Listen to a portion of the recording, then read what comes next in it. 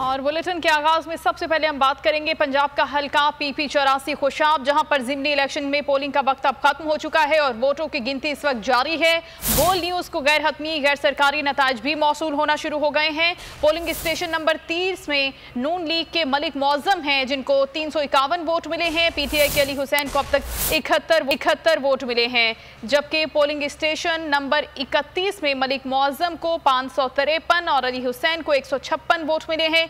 क्या सूरत हाल है, बोल न्यूज़ के नुमाइंदा आफ्ताब हुसैन हमारे साथ हैं, उनसे बात करेंगे हम। आफ्ताब, बताएगा अभी तक कैसा टर्नआउट रहा है और वोटों की गिनती का अमल शुरू हो गया है?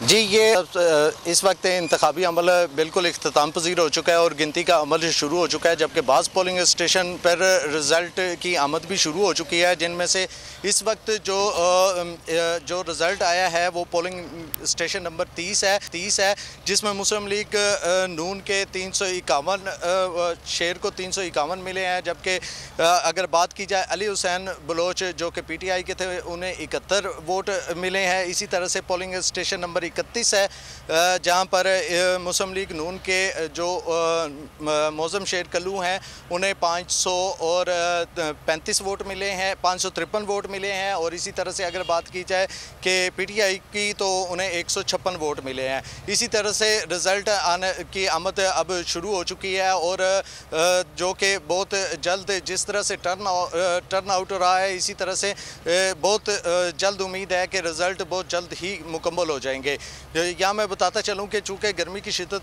बहुत ज़्यादा थी, इस वजह से टर्न आउट में बहुत ज़्यादा कमी वाक़ हुई है और जो कि वोट कास्टिंग जो है वो बहुत ज़्यादा कम होने की वजह से रिज़ल्ट जल्दी होने के आमद के जी, बहुत शुक्रिया आपका आफ्ताब, हमें आप अपडेट कर रहे थे।